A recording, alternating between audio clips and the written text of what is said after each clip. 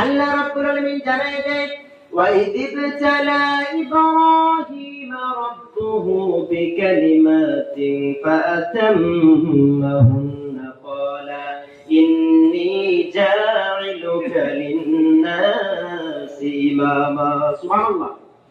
আল্লাহ রাব্বুল আলামিন বলতেছেন, নবী স্মরণ করুন সেই সময়ের কথা।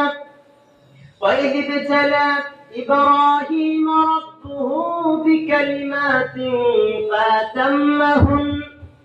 আমি আল্লাহ রাব্বুল আলামিন যখন আমার পয়গম্বর খলিল ইব্রাহিম আলাইহিস সালাতু ওয়াস সালামের অসংখ্য গণিত পরীক্ষা নিয়েছি, সবগুলা পরীক্ষায় আমার পয়গম্বর গোল্ডেন এ প্লাস পেয়েছে। কোন সুবহানাল্লাহ।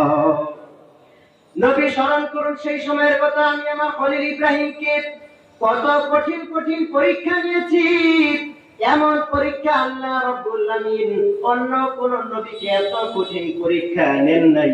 নবী স্মরণ করুন আমার পয়গম্বর আমার খলিল ইব্রাহিম সবগুলো পরীক্ষায় গোল্ডেন এ প্লাস পেয়েছে।